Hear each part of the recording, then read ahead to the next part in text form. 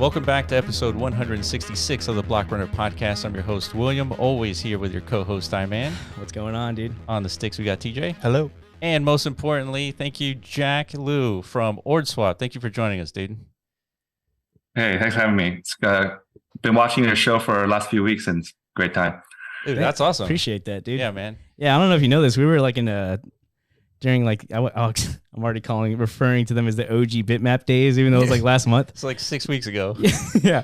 We were in a Twitter space together. That was during the time where there was a lot of heat coming from like the OG Ordinals lads, you know, the Trevors, the Leonidases, I mean, the Bit Gods and stuff, because I guess this was like a very radical concept to them at first. And it wasn't, there was a lot of fade going on. And you were probably like one of the loudest voices in the room, and that really stuck out to us. Like, dude, this guy has some clout, right? Because you have a long presence in this Bitcoin space, and you have a reputation that we do not. We come from Ethereum. Yeah, we come from like the Decentraland metaverse landscape. So we're kind of like newcomers to this Bitcoin thing. Even though he like frequently wears Bitcoin shirts, he loves my this favorite. Stuff. That's my favorite. Yeah, so like we really appreciate like your stance on all this, and we really want to dive deep into like what it is that motivated you to like I guess understand the concept behind Bitmap, and just understand what do you think about this whole Ordinals things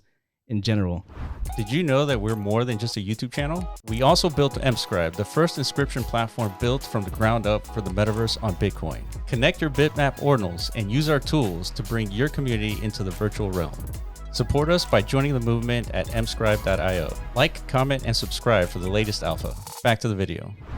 So yeah, I guess if you can give us a history of like what got you started in the Bitcoin space, what led you up to get to develop OrdSwap, because we looked at the some news articles. You were one of the first two Ordinal marketplaces to even exist. All the way back in February, those articles were pushed. So if you can give us like a rundown on that.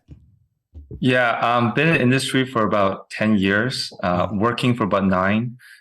First read the Bitcoin white paper in 2013. And so like most people that are working in the industry started off in like centralized platforms like exchanges. So I spent time at Kraken, OK, and Circle. And then as most people who got into Bitcoin 2013, this is like pre-Ethereum, right? So there's a lot of like belief in whether you want to call it Bitcoin maximalism or the potential of Bitcoin, whether you believe as a digital gold or you believe as the future of everything. And so for me, I was in the industry when the forks happened to both BCH and BSV. And while there was counterparty and ideas that you could do Ethereum on Bitcoin back in the day, it seemed to me that like, while the forks were getting a very bad reputation based on the certain actors behind them, but as like a builder, the big blocks were the only ones you could really build applications on. And so what got me to OrdSwap relatively early is the fact that the last 4 years before OrdSwap, we were building ever since the Bitcoin Satoshi Vision fork came out.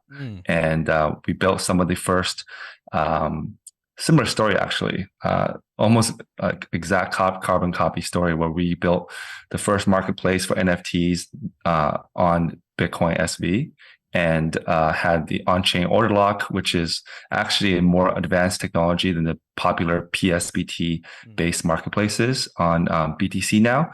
So we were actually, as a team, pretty late, relatively speaking, to hear about Ordinals. I think we heard about it at like, I would say, mid thousands, maybe low tens of thousands of inscriptions. So like, but we got the jump on the marketplace almost as quickly as we heard about it. So it took us about 5 days to launch the marketplace. And at that time, the chatter, it reminds me of the fade against Bitmap, actually. So at that time, the marketplace that was the only one that you could trade was this thing called Ordinals market. They've since added some Bitcoin native functionality, but at the time it was very much like you use Emblem Vault and you bridge assets over to OpenSea, and then they have some kind of interface to OpenSea where you can trade against Ethereum.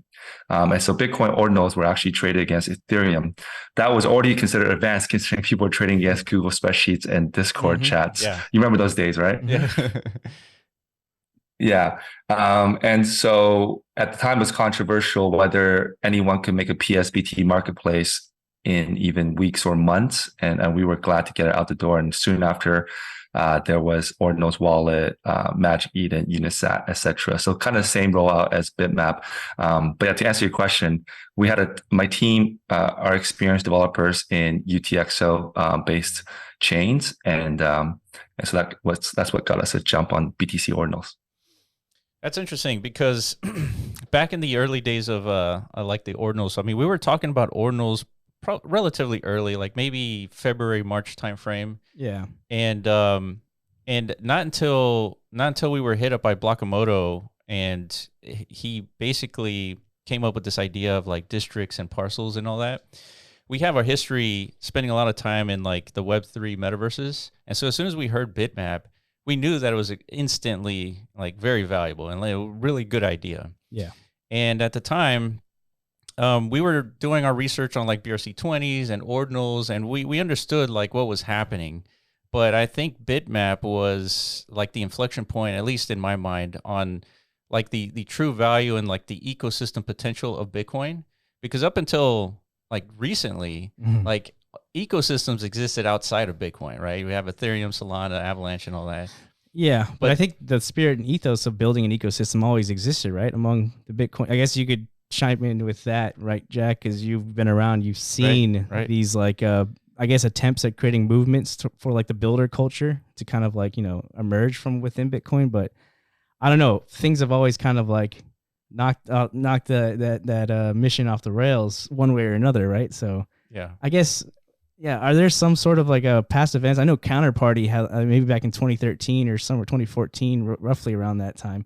What is it that has really prevented people? Yeah, and like I guess Vitalik was an originated from Bitcoin, right? But he, I guess the community wasn't aligned with this builder culture, right? It was more like a maxi sentiment, right? So what do you think? Like, why did that not work in the past, and everything kind of like gravitated to like new layer one ecosystems? And then why now all of a sudden, what is it about Ordinals you think that's bringing everyone back? Yeah. Yeah, I think a big factor that people underestimate is the idea of like liquidity.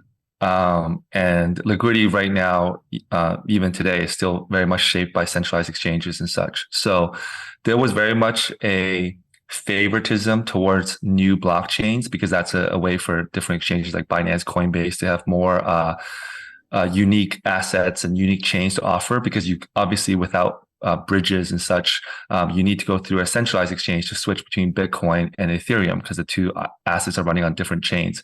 And once the exchanges kind of open the floodgates to the listing of different chains assets, then that like proliferated by companies like Poloniex, Bittrex, and later on Binance, and then copied obviously by everyone else, including OKX and Coinbase. Once that was there, it's almost like you know how like Alibaba lists on New York Stock Exchange. It's like once America was embracing of Chinese tech companies going IPO, then that creates a path to liquidity for all kinds of Chinese startups to go list in Hong Kong, London, New York, etc. Similar story with like once developers and VCs and investors can see that there's a path to get onto a liquidity point, then the developer community and the investment community would rather build infrastructure type projects like layer ones and layer twos and all that stuff. So even on Ethereum, where there is a lot of builder, there's a lot of NFTs, there is a lot of like actual applications. One of the feedback I just recently heard from coming out of ETHCC Paris is that everyone's got a layer two, everyone's got a layer three, everyone's still working on infrastructure. No one wants to work on the apps because they want to capture this like massive moat. And so that's kind of originally why there's a lot of like people who wanted to branch away from Bitcoin and like start their own chain, start their own projects. From a technical perspective, I think obviously Bitcoin having a limited block size and different kind of a slightly harder programming language like UTXO, there was a lot of like misconceptions that it wasn't Turing complete. Like just like an ordinal start, people didn't think that Bitcoin can handle PSBTs and things like that. And there was a higher barrier of entry compared to the easier programming language like Solidity.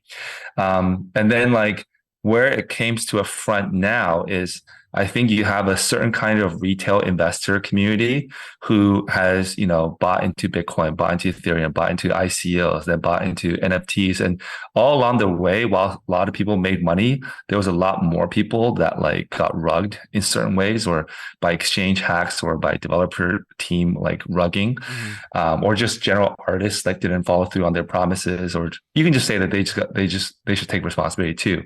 But there was that ethos that was really in search for, is there like an ultimate chain to have NFTs and have applications on that is not so dependent on the ebbs and flows of all these different like third tier chains and things like that. So once Bitcoin, which has obviously got the most liquidity as an asset, once that could have NFTs, you had this like Bitcoin maxi fair launch proof of work culture that while the maxis don't like JPEGs and ordinals, but you have the ordinal culture also liking fair launches like BRC20, where you inscribe your way into your bitmaps, and into your frogs, into your ordi, etc. And that gives people a sense that there's no chance I can be rugged by anyone, because the only person I'm paying is the miner. And the miner is the most secure, like the database is the most secure ledger in the history of the earth. So this is actually worth paying for. So that is like kind of the where the roads all came back together. And why I think it's 99% genius though by Casey to do this kind of ordering system and ordinal theory. So I do think, and same with Bitoshi, I do give them a lot of the credit, but I think the environment was ripe for this was looking for this possibility to emerge. Yeah, I totally agree. When it comes to like Casey and Bitoshi, I think they've come up with something that's very unique in the sense of like discovering these patterns. And when it comes to like pattern recognition, I think you're able to build all kinds of things. And so Casey's, I guess, nomenclature and like the ability to assign an identification number to each Satoshi, like I think it's like one of the more interesting aspects of like being able to go to Bitcoin and build something of value. And I think you're right. I think the biggest thing here, Jack, is the ability to anyone to come in and inscribe anything that they want. And there's no way for like a project to rug, because every single, even project that makes up a BRC20, they have to inscribe their own tokens. Right, but do you think at some point, because we're starting to see that now, that's the starting point of where the ecosystem is now, but we know at some point there's going to be like launchpad mechanisms and other ways for people to create, I guess vectors of potential ruggability, if you want to be frank about it, right? Yeah. So this is how all ecosystems have kind of like emerged in the past. They kind of, eventually at some point the capitalists show up, right? Yeah. So is there something based on the momentum, I guess we're seeing with Ordinals and now Bitmap is on fire. Like every single day, it's just getting bigger and bigger and bigger. Is that something we should be like, as like a community, as a collective, be like resistant towards, or we should embrace that? Because we've seen that, largely that is what brings retail. Is that even like a goal for like, the Ordinals community? Do we want retail involvement? Yeah. Like how should this like pan out in your opinion? Yeah, you're right. There's already been like different mechanisms to try and rug people or be more opportunistic, let's call it, with how you launch your project. I think like we have lots of freedom of speech, especially now you can write your speech onto Bitcoin in different like .bidder standards. So people should be able to both, in my opinion, I'm a very free market kind of guy. So people should be able to attempt to rug if they want to, really, to be honest. But then others should be able to be free to comment about that or warn people about that. That's ultimately like, no matter what your view is, like that's the reality of the world. Like you can't say we as a community come together and prevent this from happening. Like it's not really, you're not going to be able to stop people from writing to the chain. So like, but in relate to Bitmap, I think there's already a few projects that are raising a lot of capital, like the kind of capital that is greater than the cost to inscribing all the bitmaps. So like if you're raising $1 million, that's more than was spent to inscribe all the bitmaps. So and you just have to be wary, right? Like some of these launch pads and like they can show that it's half sold out or 75% sold out, but it might be just the project team themselves kind of moving funds around. So like I think that's what some people who either just fudding Bitmap or they don't get it. And one of the ways that they don't get it is that they think that, okay, well, didn't you guys take a huge gamble like inscribing Bitmap? What if it never inscribed out? What if it never worked? So what's the difference between risking money on Bitmap and putting money into a project on top of Bitmap? Like they can't really see, they think like we're just biased bag holders. But I think some telltale sounds you can have is like some of these projects that only work for a certain portion of Bitmap holders, like this section of Bitmap is where I'm going to be building and please give me money. I don't like those projects as much, not because they're trying to be exclusive, but they're not building general infrastructure for all the Bitmap users to use. So it's not really a public good that I want to be funding in any case. But yeah, I mean, that's my thoughts. Yeah, I think I see what you're saying, Jack. I think there's going to be use cases where communities do form and they have like their own little pocket and like they service their own community through a bitmap. But ultimately, the biggest projects are going to be the ones that build the infrastructure and allow people to connect their bitmap to this infrastructure to allow anyone who wants to build on top of it, create content, create what we call apps. So we come from a background of building applications for the metaverse. So we want to enable that. Anybody can come in and connect to this platform and write apps, deploy apps, and service the entire bitmap ecosystem. But we are going to see like we're going to see community influencers who have a single bitmap, and it's like they're going to distribute their land to their community, and they're going to host these events and all kinds of stuff. But I think we need to enable like the most diverse outcomes because we don't know exactly what's going to stick. I mean, there's a lot of shade being thrown at the Web3 metaverses, and I can see why that might be, but there's a lot of success in Web3 metaverses, and we come from like that experience where we're taking the good things about what we've seen and applying it to something where it's completely open like Bitmap. So going back to like the idea of Bitmap, what was it about Bitmap that really allowed you to see its true potential versus like, falling into this like fade that we saw like on Twitter? Yeah, I had already like through 10 years, just very recently came up with somewhat of a framework for how I look at different projects. And I realized the framework is very different than what Y Combinator would do for Web2 kind of venture project. So if I were to summarize sort of like the traditional Web2 way of looking at things is you want to back a great founder. So you usually want to see what's his background, what's he look like, where he go to school, what's his drive, is he in it for 10 years, etc. You want to see what the team is like, can they execute, and you want to know like sort of who else is investing, do they have enough capital to like build up like a mega business, and is there like a moat, like can you like contain all the users' information and data inside your company, and kind of secure a moat that you can scale up and then one day reach like IPO or exit, right? And whereas if you look at historically the best crypto projects like a Dogecoin, like a CryptoPunk, etc., these are things where like I'm not really sure who the team is. I'm not really sure who the founder is. And so once you realize it's a little bit different, the framework I had come up to is basically like SNL, like the Saturday Night Live acronym, but like simple, new, and liquid.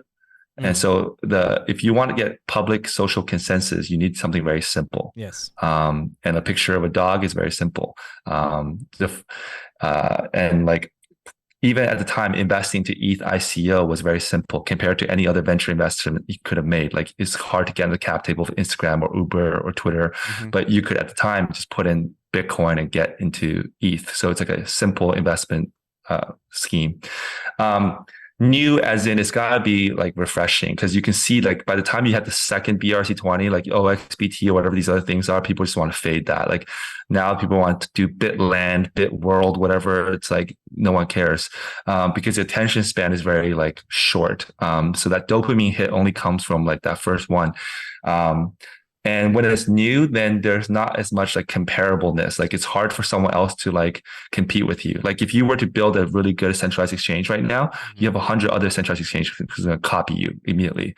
But if you built Uniswap back in 2018, then you were so fresh that no one wants to be where you are until you prove that it works. And by the time you prove it works, it's like you've already been like made up a network effect.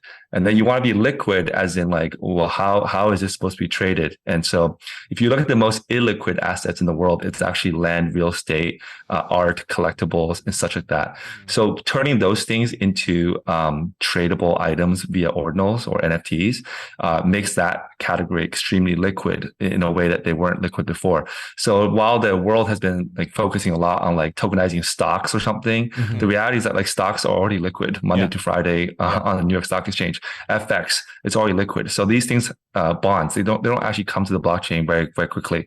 So when I looked at like the fact that Apple had made a VR announcement, I knew that this kind of like Vision Pro was going to bring the idea of a metaverse to the forefront again. And to Bitcoin Ordinals, metaverse assets is very new. At the time, it was only JPEGs and fungible tokens. So Bitmap fit like a 10 out of 10 score on all three categories. It was so simple to just inscribe. You can inscribe 1,000 at a time if you wanted to.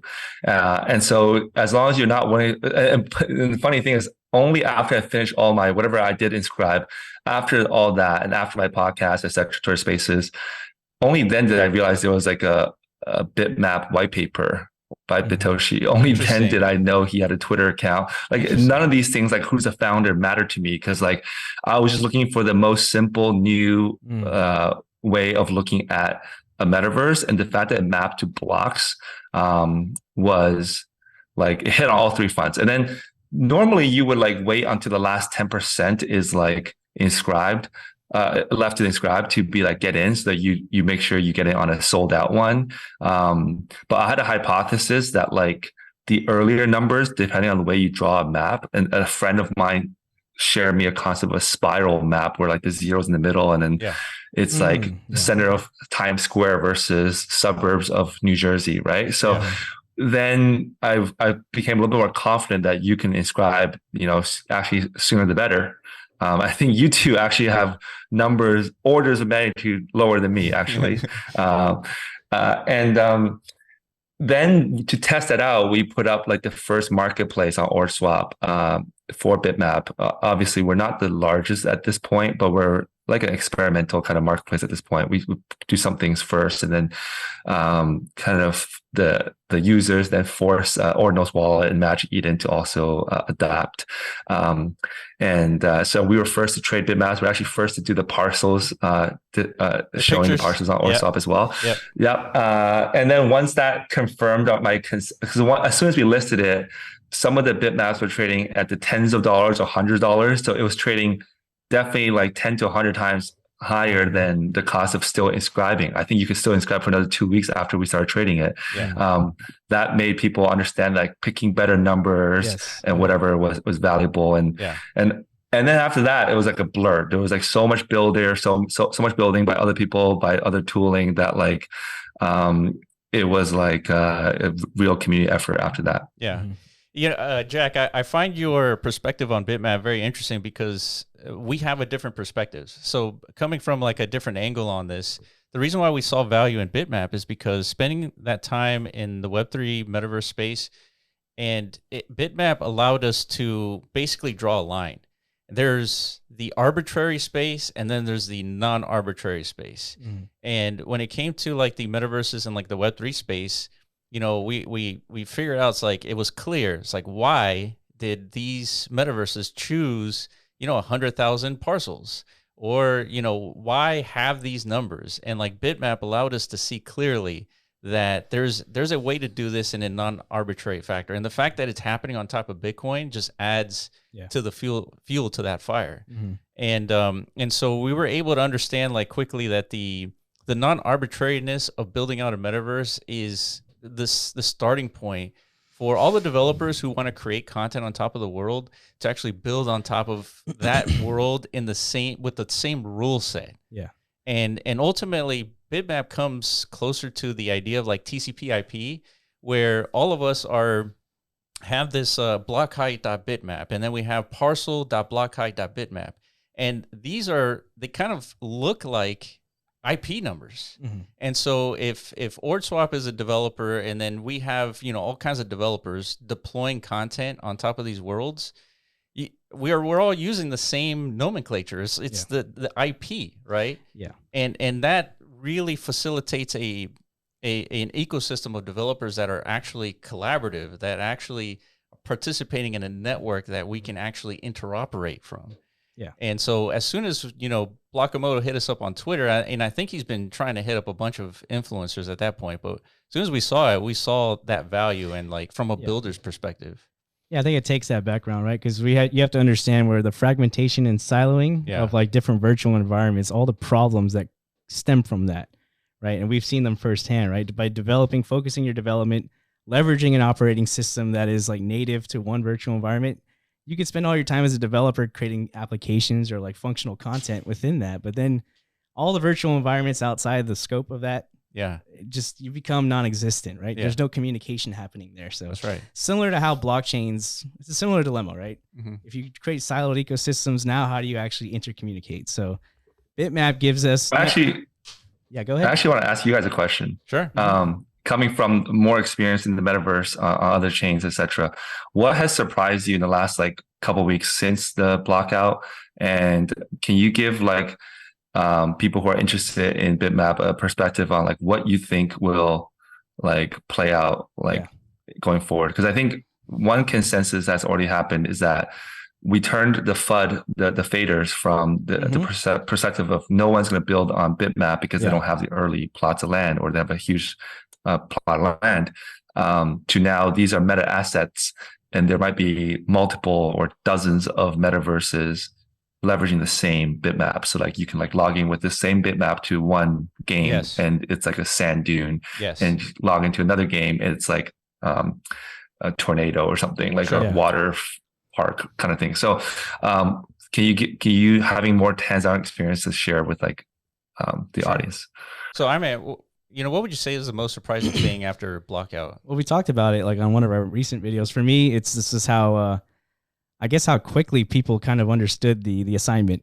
You know what I mean? Of like, this is like this is as decentralized as far as like an ethos goes of how to like align a community of developers and to self-assemble something that is some layer of like infrastructure that we can build tools, build different frameworks of how to actually deploy virtual environments, and then the content within that. How do you actually construct? Like we're seeing other people kind of like contribute their own thoughts to this, right? Yeah. These individual tasks. Now, of course, they're not all like cohesive yet. Yeah. They're still, in development, but at some point I can imagine where all these are going to interlay and create some sort of, overall framework that the average user, who is the average bitmap holder. So one of the first things we like came across in Decentraland, we called it the metaverse trilemma, right? It's like, hey, we spawned in the world.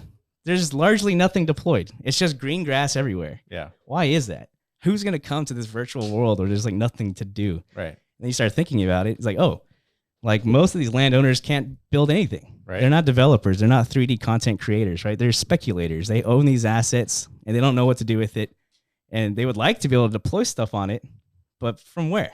I can't code. I can't do none of this. Yeah. So developers, like, I could build all this stuff, but why would I do that? There's no liquidity here. I'm not going to get the ROI for all of my development, capabilities. So that's what led us to develop MetaZone, which is a platform that brings all these different parties together, right? Developers can create the content, and we create a deployment process for people who own the land itself to install these things as if they're applications, right? Now we have alignment, right? Yep. Everybody has a purpose and to build that cohesion. So we're kind of seeing that happen, like, and in a super fast way. Yeah, and I didn't think it would happen this quickly, to be honest. That's what I was telling Will. Yeah, to me, the biggest surprising thing was the fact that how eager people were willing to build on something where, like you were saying, Jack, there is no, like, if people value early plots, let's say the first 1,000 are the most valuable, if that's true, then all the 799,000 like really don't matter, right? If that's what people are thinking, then it's easy to think, it's like, why would anyone build anything if the first 1,000 matter? But all of them matter. Why? Because each bitmap represents a block on Bitcoin. There's 800,000. It's going to take another 13, 14 years to create another 800,000. And so when you look at it from that perspective, 800,000 is nothing, right? If you look at it from like a tokenomics perspective, 800,000, there's nothing. That's a very little number, right? And so it's the surprising thing is that developers, creators see that really quickly, and they're willing to build on all of them. Yeah, and that was one of our assumptions too. If we could build like right now I think we're like in number 2 as far as like overall holders. Yeah. If we could build an ecosystem with like a large holder base, that's going to be, I think, at least an entry point for developers to have some kind of interest, right? There's something here. I can come and build value for this many people. Our goal is to get 1 million holders on Bitmap. Yeah. Right. And we didn't start Bitmap. No. Toshi did, but he doesn't hold all bitmaps, right? Yeah. We're all trying to get as many holders as we can so that it encourages developers from all corners of the planet to come in and build the metaverse on Bitcoin. Right. And so we're going to see different versions, right? There's one called inscribe.space on Twitter. He's building a metaverse that is completely on chain, right? That comes with limitations. Yeah, it's like a builder stack. So we've seen builder stacks in all virtual environments, right? That's like the bare minimum expectation as a user, as a landowner. It's like, I need something. Yeah. I need some kind of tool to bring something to life here. Yeah. And then we're going to see the other parts of this. It's going to be a little bit more centralized, but it's going to be a better user experience. And you're going to be able to do a lot more, have like raids and like multi-party type things. And we're going to see all of that on top of Bitmap. So to answer your second question, Jack, what is like the kind of like a mature version of this Bitmap ecosystem? I think there's going to be platforms, servicing platforms that allow people to connect their bitmaps to that platform and deploy operating systems, right? These operating systems are going to consist of Unity, Unreal Engine, 3JS, like basically the 3D kind of physics of these worlds. And so use a bitmap holder, you come in, you connect your bitmap, say, I want that type of world because it enables multiplayer, first-person shooters, right? And then of that world has like these different apps, right? There's like the zombie apocalypse app. There's like all these things that you can connect to. Then your community who hold your parcels, they go in there and start deploying these applications because they like Jack and they want to support Jack's bitmaps and create this ecosystem, and they go and contribute to your district. And so these platforms, these servicing platforms they're going to enable all kinds of stuff. But ultimately, it starts with the stack, right? You start with Bitmap, you start with the operating system, and then you finalize everything with the application layer. And so that's kind of how we're seeing things. What are your thoughts, Jack? Well, I'm curious on the timing of that because, like, obviously, I'm aware of Decentraland and Sandbox, but only from the perspective of where they trade or how big they trade and like when they launched. But in terms of actual like activity happening in the metaverse on those things, I'm not really aware of anything substantial. Like, is there anything happening on other deeds, etc.? I'm not really sure. Like, to me, that just looks like a JPEG, So for the critics out there that says, okay, these three fellows are on a show together, they must together have some of the early numbers. They're hypothecating that like there's going to be this metaverse and operating systems. Meanwhile, the moment people move the price up, the three of us here are going to sell our bitmaps and then we'll never talk about bitmaps again. Like, what do you say to, what's been your general, I know it's like easy to like say, who cares about the critics, but for people who genuinely want to learn, like what is the timing of plans and like, where's your passion coming from? Like, what would you say to that? Okay, so there's a lot to say here. So I definitely see what these faders are trying to say. It's like as soon as we pump this whole bitmap thing, we're gonna drop our early bitmaps and just like go away. But there's actually more money to be made on the application layer of bitmaps. If we were the type that were like only interested in like maximizing our bags, the way to maximize it is encourage the operating systems, encourage developers to create apps, and then encourage the sale of those apps so that people purchase and deploy and like. You create a potential $1 trillion ecosystem, not necessarily just on top of Bitcoin, but on top of like the metaverse stack. Yeah. And so, I mean, if they really knew what they were talking about, that would be the direction to really focus on, not just like flipping a bitmap. It's like flipping a Decentraland land. Yeah. Like it's you go nowhere just flipping land. You need to create value on top of these assets. Yeah, I mean, all the different like sectors of the economy are important. Like people do have to do that land flipping too, just to kind of like create all the necessary vectors of a complex economy, right? Because the metaverse isn't going to go anywhere. You know, if we just have like these, you know, very simple like play to earn schemes as like the only like real economics involved in these virtual environments, like it has to resemble as close as possible to like what our physical expectations like of. Everybody has some sort of point and purpose within these different, you know, ecosystems, and everybody's rewarded for their time investment, right? So it's very complex, and to address, I think the most important thing you said is like timeline. Yeah. Timeline is, you're right. I think that's the most thing we have to be most transparent about and most like honest about. Yeah, like this isn't a JPEG ecosystem emerging like NFTs, right? Like this building virtual environments and operating systems are complicated. They require a tremendous amount of resources and time investment. And right now we're barely agreeing on like the consensus of like, how do we establish an identity system for like the metaverse stack? Yeah. Right. So how do we actually build the right necessary technology infrastructure on top of that leverages this ID system so that we could build this cohesive alignment among users and builders and all this stuff? From what we've seen, we spent a lot of time leveraging, like I said, Decentraland's operating system, because as far as like Web3 metaverses, they're the only ones who are actually doing it right by focusing on delivering something that's open source, something devs can leverage to create functionality, which we think is like the most important thing that's going to create engagement for the metaverse, right? You can create all this beauty in virtual environments by erecting static 3D things. Yeah, it's beautiful. You can go in there, you're going to spend a whole day just like in awe of all this stuff, but you're never going to come back. Yeah. Yeah, Jack, imagine all the industries that are part of crypto right now, DeFi and like NFTs and all that. Imagine if we can bring the DeFi ecosystem on top of the metaverse, right? You can wrap that into an inscription, right? Obviously, there's going to be some components of it connected to a server, so it's a little bit centralized. But most importantly, you can wrap a Uniswap protocol into an inscription, deploy that on your bitmap, and now you have the DeFi bros as part of the metaverse on top of Bitcoin. And like, why shouldn't we enable that, right? Like, isn't that something where we can put more value into inscriptions and NFTs worth doing, right? Yeah. At least from our perspective, it's interesting. I have a question for you, Jack. I guess, I guess none of us can really give you a clear, like definitive timeline as far as like, you know, what are the technical milestones and how long it takes to get to them. Right, just like it would be almost impossible to predict that in 1983, 1984. Okay, we have TCP/IP. Right. How long before we have Google and Amazon? Yeah. I don't fucking know. Right.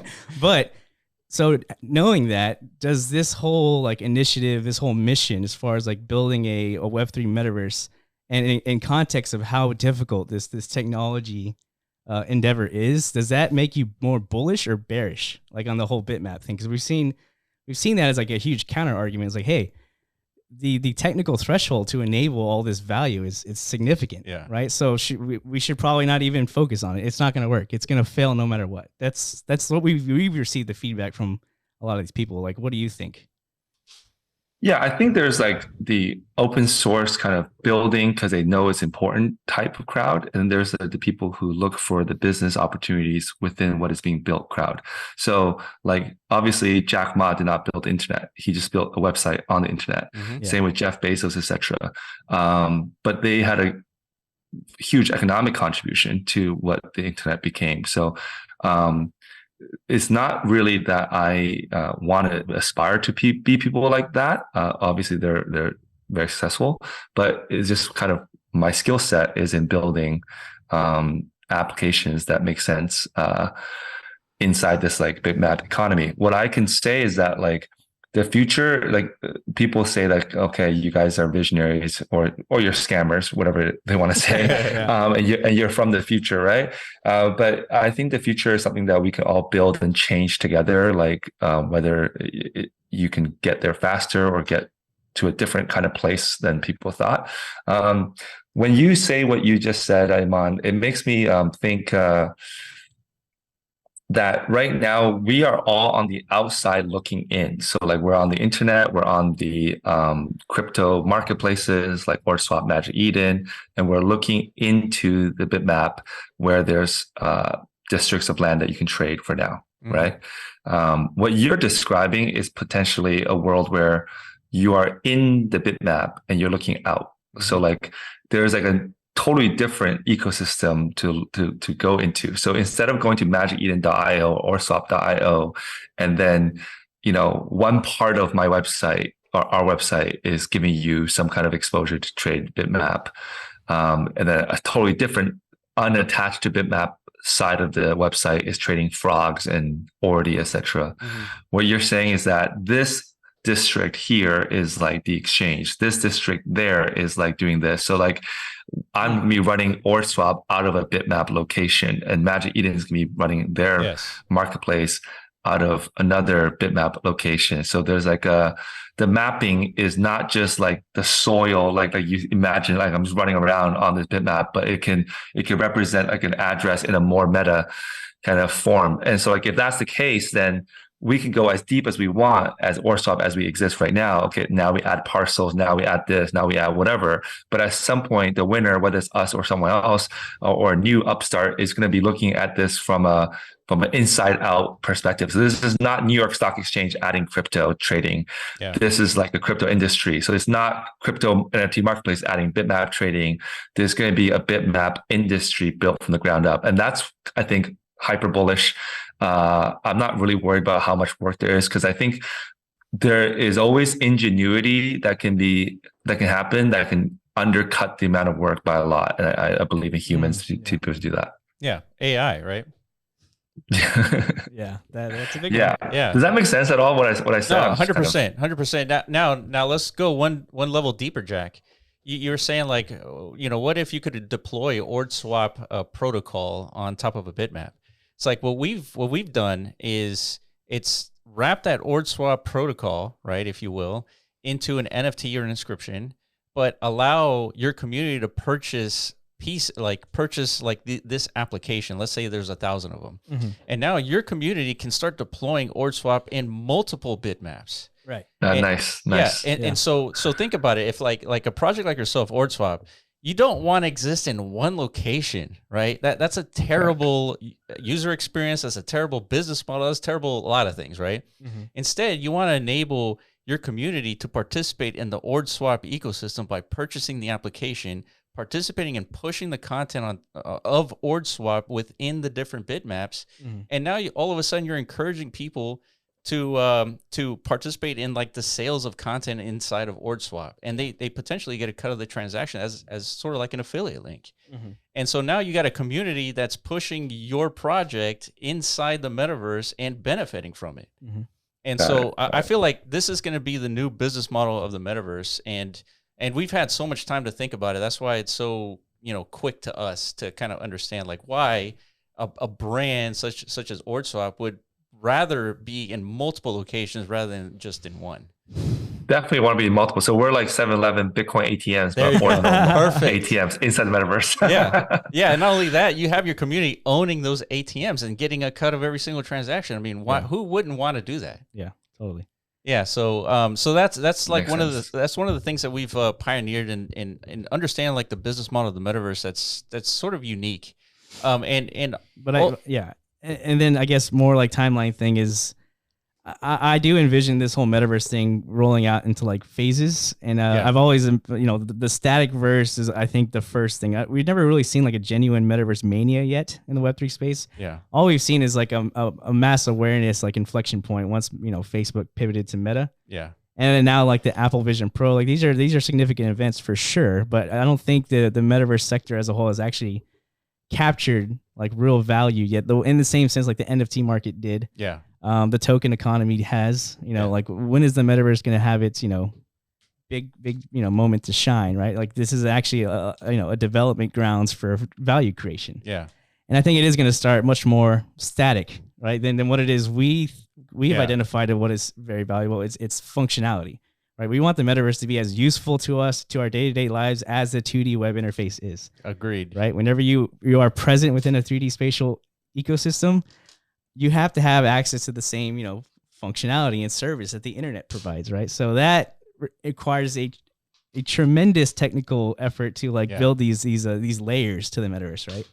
So yeah, I mean, as far as timeline, we could quickly roll out this valuable static verse experience on bitmaps very soon, I think. Yeah. As long as the community they're already working on it too. They are. That's what surprised me. It's like they're already on the way. Yeah. Of delivering this, right? And people are going to really fall in love, I think, with the idea of these bitmaps that are already love for whatever reason, because they're shaped a certain way. Yeah. They have this certain block data as part of them. Yeah. They have this sequence of numbers that I like for whatever reason. Yeah. Once they start to experience now I could turn these things into new forms of identity formation, right? And instead of just JPEGs, now I have an actual space, right? Yeah. Space I can call my own in the digital realm. And we can enable that pretty quickly. So I think, it starts off like that. And then eventually, I guess that will kind of phase out, just like how NFTs, people now are kind of expecting a little bit more utility, right? A little bit more something than what we've already seen, right? We can't just do monkeys again, right? There's no way. So the metaverse eventually will have these ups and downs, but the mature thing that you're describing, it is the 3D internet. Yeah. That's it. It's simply that. Yeah. Right?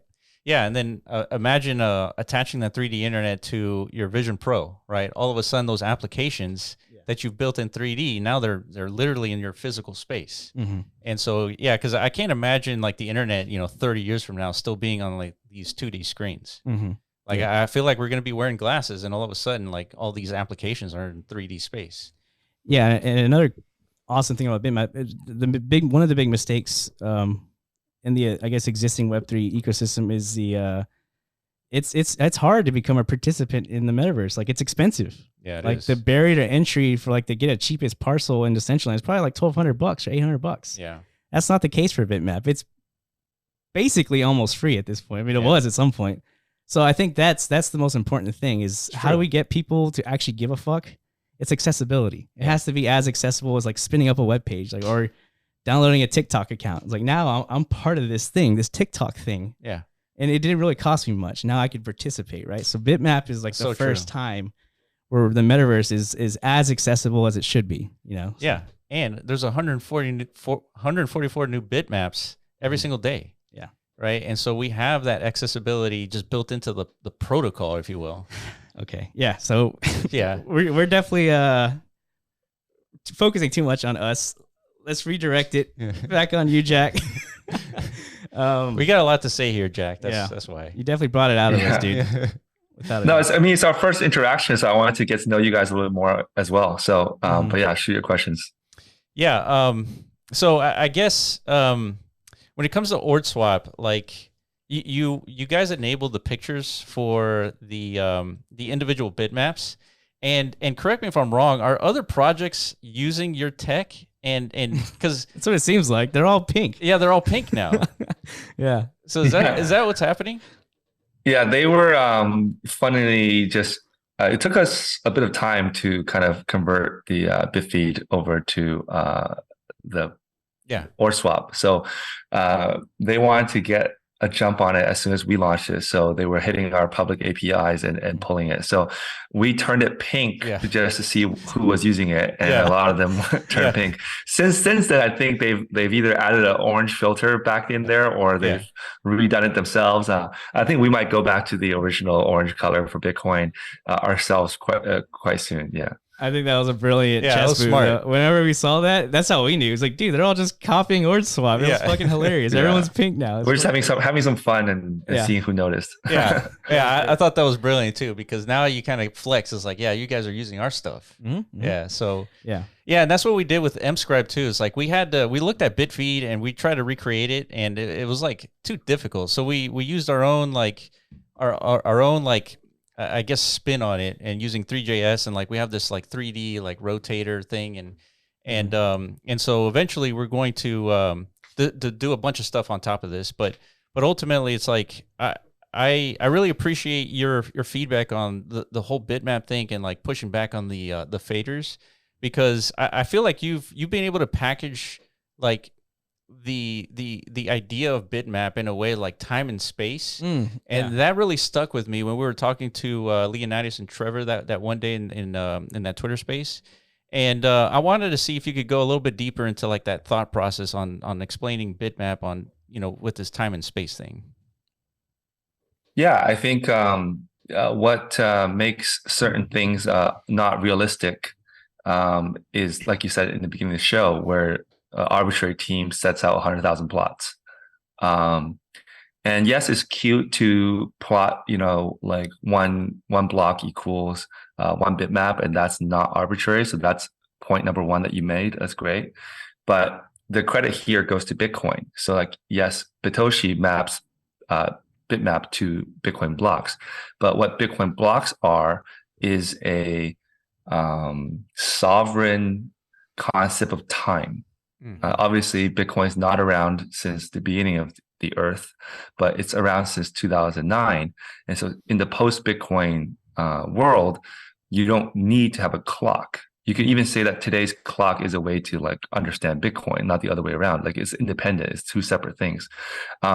Whereas previously, like if you have to understand time on non-proof of work chains, you'd have to like index some API or something like the chain link type stuff to kind of oracle what time is it onto your blockchain.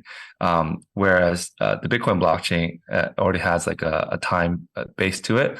And once you have time, then like you can have a more realistic, at least to me, a layman, more realistic metaverse, more dimensions to it. Like for me personally, like once all the early numbers were taken, I actually tried to inscribe, I guess the market doesn't understand this right now, or maybe will never do, but I personally inscribe a lot of the 700,000 numbers. So perceived as like the worst numbers, because those are the ones that like ordinals came into existence. So, you know, like the block that already came into existence, the block that Bitcoin Frost came to existence. So like if there was to be like a game, like a Super Mario Kart type of game, your character might start in the block that it began.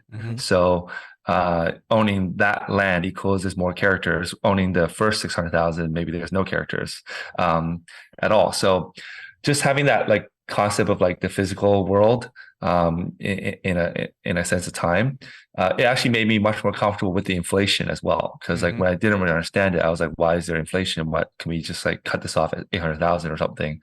But when you know that there's going to be certain events in the real world that you might want to parlay and continue representing in the metaverse, you can have this like two-way exchange between the real world and the metaverse, because the time is happening the same on both. And that actually makes it makes the financial investment worse in some ways. It makes the metaverse more authentic and more possibilities in other ways. Yeah, that's an interesting way to explain it. The whole inflation thing is like, from our perspective, it's like an onboarding mechanism, an easy way for people to get into this whole bitmap ecosystem in a relatively financially friendly way. And but it's true. It's like it is a mechanism to outline the existence of the bitmaps on a timeline that allows people to reference points in time in history to a particular moment on the Bitcoin blockchain. Like for example, my brother, he inscribed the block where Elon tweeted out 420 funding secured. And so he's going to build out sort of like a Elon Musk experience because of that tweet. And I feel like obviously, you know, our Bitcoin hasn't been around for like the history of humanity, but we got up until 2009. So I think there's going to be people who find like historical points between 2009 and now, and start building experiences that represent that point on that given block. So yeah, totally. So I think the time and space really explains that and really captures the essence of that. And so very, very excellent explanation. Can I at least among blockchains is the oldest one, right? So like Ethereum doesn't go back to 2009, etc. Other proof of work chains do not go back to 2009. So this is like a big differentiator. TJ, you had something to say? Yeah, I wanted to say that was one of the most romantic things I've ever heard about the metaverse said. Just really? Yeah. Well, Kind of get you fired up, dude. Yeah, dude. Yeah, I mean, if you imagine, dude, you're about to have a baby, TJ. You want to secure that block like whenever your baby's born, dude. That's right. Yeah, I want to go get the ones of my children's birth already. Oh yeah, there you go. Yeah. And then you can erect whatever, dude. Just total, shrines to them. kid land. Yeah, kid land. Whatever you got, dude. Yeah. Yeah. So Jack, I really appreciate you spending the time with us. We got about maybe 5 minutes or so. I want to talk about parceling. So first, do you understand like the whole parceling mechanic for bitmaps and all that? I think so. Okay. Okay. So like, what's your perspective on the whole parceling mechanic? Is it what everyone else is saying, like too inflationary, or like what's your take on it? Mm-hmm. Yeah, I think I think it is inflationary. I think it's important. I actually do not fade founders. So if you think about myself as a VC, I would say let Bitoshi crash this thing into the ground if he wants to. And that's the risk that people take.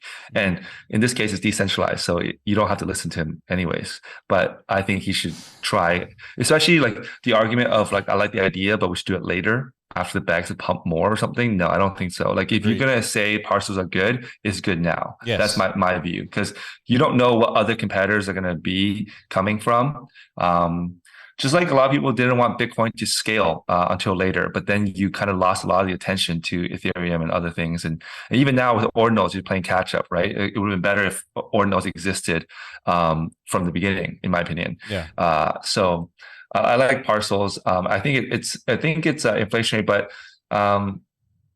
like the big flaw, I think, in what you're saying is that this idea of accessibility is that we don't need to make it necessarily more accessible. So I think the accessibility is more like there'll be more builders who make it more like Bitmap on ramps than there are like Decentraland. That's what's going to make it more accessible. There's going to be more touch points there. Sure. It doesn't have to be a price point. Like I don't think our goal should be like add certain inflation with a goal of like making each Bitmap under $10 or under $100 that it's more accessible. I think there's a world where like Bitmap wins even if each Bitmap is like $10,000. So I would want the argument for parcels to be more based around like here's why having sections as parcels makes sense for like the grid and the utility of the bitmap district, rather than okay, because now I can't afford a full bitmap, I need to buy this like 30 cent bitmap. And that's it's very early. That's kind of how I look at it too. It's like when you have a Bitcoin, you have 100 million satoshis. When you have a bitmap, you have parcels. And so to me, it's not so much inflationary. It's more about like the segmentation, right? The ability to leverage a bitmap based on the transactions of a block. It just allows people to say, hey, Jack has a bitmap and he's building an experience on top of it. I want a piece of it. I want to be able to purchase like one of those parcels that Jack has. So that way, whatever he does, I get to be a part of it and I can contribute to it. And so we feel like the whole parceling thing is like fundamental to all of this, because as far as the districts go, you can do a lot with a district, but I feel like you can do a lot more if you onboard a community on your district. So that's kind of how we look at it, and I think it's still like very fundamental to like the whole structure. It's like tweets do not become less valuable because someone can tweet 100,000 times per day. Right. Like at the end of the day, like there's spam tweets and there's Elon Musk tweets. Elon Musk tweets are just better. So like having just anyone be able to make a parcel doesn't necessarily like make these parcels worth more or less. Like it's ultimately the value put on top of it. And so I don't think it's that inflationary. I actually think the 144 is more inflationary than the parcels. Yeah, for sure. Yeah, because each one is going to have like 2,000 or 3,000 parcels, right? 144 times a day. Yeah, and it's like a different utility, I guess. Perspective. Yeah, it's just as a bitmap holder, someone new getting a bitmap, a full bitmap, is like inflating me, but someone else getting a parcels is not inflating me. Exactly. Yeah, correct. Correct. It's a second class citizen, basically. Yeah. We don't even know like exactly how the ecosystem is going to morph from here. Like I've been hearing a lot of discussions, I guess, of possibly I don't know, some sort of DAO forming, and that's going to be difficult already just off the rip. because of how but if there is one, then most likely candidate for as far as like a governance mechanism would be the bitmaps itself, not necessarily the parcels, right? Have you seen? I mean, go ahead. I was just going to ask you, is like, do you feel like DAOs work? Have you seen like? No, I'm not into DAOs. DAOs are a way to like funnel money into the creator of the DAO. No offense. Interesting. Because like I think I'm not a developer, first of all, and our team is very small, and we're not VC funded. So I think we are a proof that while it might be difficult, it is very possible to deliver things without funding. So we delivered first PSP marketplace. We've delivered first Bitmap trading. We delivered like Ordinals actually on Dogecoin. Not us, but like some friends of ours maybe launched that protocol. So we're living testament that you can build without like raising money. So the DAO idea is just like a bit unnecessary.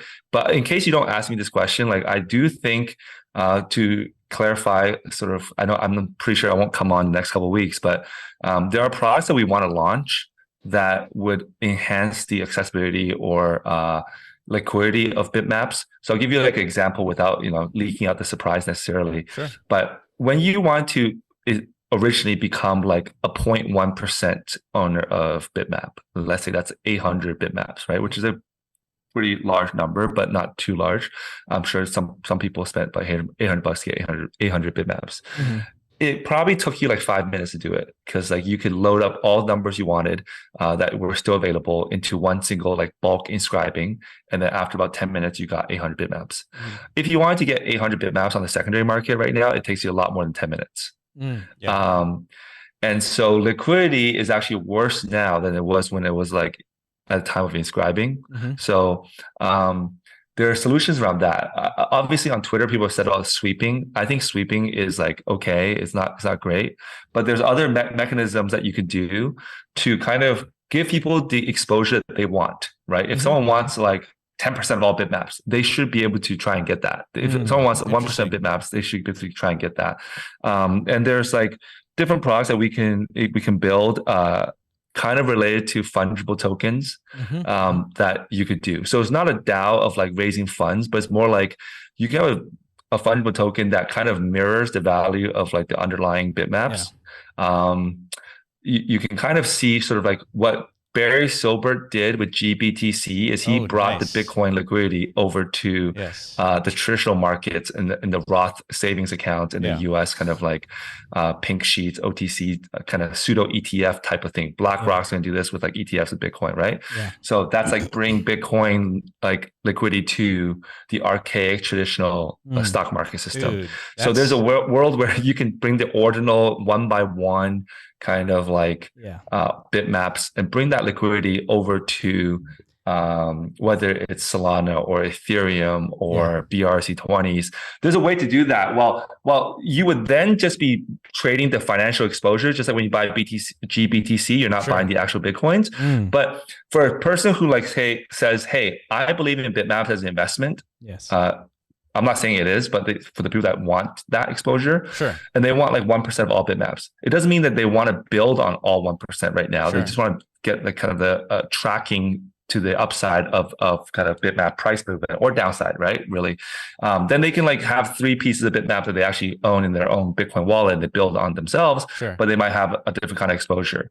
And then like there's things that like, Bored Apes, Yuga Labs did with the ape coin that they rewarded like Bored Ape holders. Like there's like things that you can do that is not about fundraising, but it's more about like tying more to the current bitmaps. And that's not the kind of building type of tie-in, but the financialization type of tie-in. I think there's going to be people exploring that. We're certainly looking at it. That's fascinating. Dude, that's so awesome. So you're talking about basically allowing people to tap into the value of let's say, like you're saying, 1% of all bitmaps by purchasing some sort of a vehicle that represents that, right?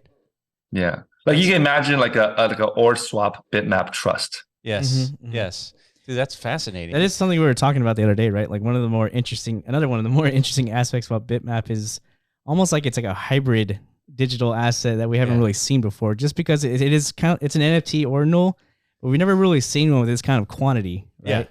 So it kind of feels like it has a lot more of like like fungible token characteristics to them, as far as like how the market, figures out how to, move them around or, identify different utilities for them, right? Typically NFTs don't behave like this, I think, because they're much smaller collections, right? Much smaller token bases. So 10K and below. Yeah, I mean, you could still do, a legitimate token economy with 10K, but I think it's around this 800 to 1 million token pool seems, I think you're introducing a lot of like new dynamic, mechanisms, like you're saying, like, leveraging them for different kind of liquidity, sources and stuff like that. It's interesting. It's something definitely worth exploring, right? So this is something that you're going to release in the next couple of weeks, Jack? Yeah, I don't know when the timing is going to be, but maybe someone will snipe it after they see the podcast, which is fine too. But it may or may not already be a contract out there floating around. But it's about making the mechanism sound and stuff. But I want to throw it out there, just see what you guys take. I'm pretty open book on sort of what we build, but it makes sense to me that. There were people. Look at the first address is definitely not me, but like there was someone who obviously had 45,000 bitmaps or something Correct. in that top address. Yeah, there's no way anyone is for someone, especially for someone who has the kind of financial means to buy 45,000 bitmaps today, which would cost at a $10 floor price like $500,000, right? Mm-hmm. or even a $5 floor price is like $250,000. They do not have the time to click on a Magic Eden 250,000 times. Yeah. 45,000 times to buy this, even if a sweep tool doesn't work. So you really need like a liquidity mechanism. So it's not really about custody, it's about liquidity. And I do think that like there's vehicles that could be formed. I don't know how popular it'll be, but I think you have to be very like patient. It's a bit like Tether. I know Tether has a lot of bad connotations, but Tether or USDC are similar in that sense, where it's like at the beginning, especially when Tether came out, everyone's like, I don't need that. Coinbase had a bank account, Bitmap had a bank account. Who needs this, right? So you have to be patient. But like 2-3 years after Tether was introduced, there was a China shutdown, and the exchanges inside China needed access to like banking, and they weren't ready to get real US bank accounts. So they were able to tap into a Tether-based trading pair, and that gave rise to like a crypto kind of exchange using Tether. And that's like a way to get dollars liquid into the fungible token world, right? So if you guys are right and that you want like 1 million users or something of bitmaps, and they're all wearing like Apple Vision Pros or whatever Samsung gadgets and whatever, then there's going to be a broader mainstream user base that is potentially beyond the on-chain kind of like Swap, Ordinals wallet, Magic Eden type user base. So I think a starting point is to welcome in the other crypto blockchains who want to get some kind of financial exposure to bitmaps. Like somebody could be like, yo, I like bitmaps, but it's too early. I don't want to set up a wallet right now, but I'll chuck, $500 into some instrument to get exposure. So if this runs away from me, like it goes up 100x, I'm cool because like I made 100x with it, right? And then later on, when I actually think there's actually cool utilities that I actually want to log in with my bitmap with a year from now, 6 months from now, 2 years from now, then I can sell out of this financial instrument. I've made the upside. I can take the actual money there and buy into the actual bitmaps. So I think there's like, if you imagine the financialization part of this, and I'm not really into that. It's just a reality that I've accepted 10 years in, where you can keep on building the purest type of like products that are not like that are fully on chain. But if you look at like what has been so far the most profitable, the most adopted type of instruments is actually like Tether or like USDC. Those are 2 of the top 5 blockchains, blockchain assets in the world, and centralized exchanges for that matter still play a huge part as well. So that's kind of like I think what we're working on. I think that's one of the exciting things about Bitmap is that you bring a perspective that we're just kind of focused on the 3D aspect of bitmaps. But you bring in like the financial side where it's like you recognize that there's so many bitmaps. There's like roughly 850 million parcels, And people don't necessarily want to start jumping and start building, but they want exposure to the asset. And I think there's going to be several markets of this type that I think this is going to be something that's going to be really sticky with people. And I think people are going to use it. Yeah. And ultimately it's going to create that liquid environment that we talked about. That's going to serve as like a base layer groundwork for like an actual digital economy, right? Yeah. Like, yeah, there's always a necessary starting point to like actually bring, just kind of like how industries form in the real world, right? Bring different markets into this asset. Exactly. Yeah. Yeah. All right, Jack, I really appreciate you for joining us today, man. So we're happy to have you back on to talk about this asset, like this product that you're coming out with. I think is extremely fascinating. Yeah. So as soon as it's released, hit us up, and then we can have you come on and talk about it. And yeah, I really appreciate you for joining us today, man. Yeah, thanks, Wilma. Thank you. Thanks, guys. All right, Jack, appreciate it. We'll talk to you soon, man.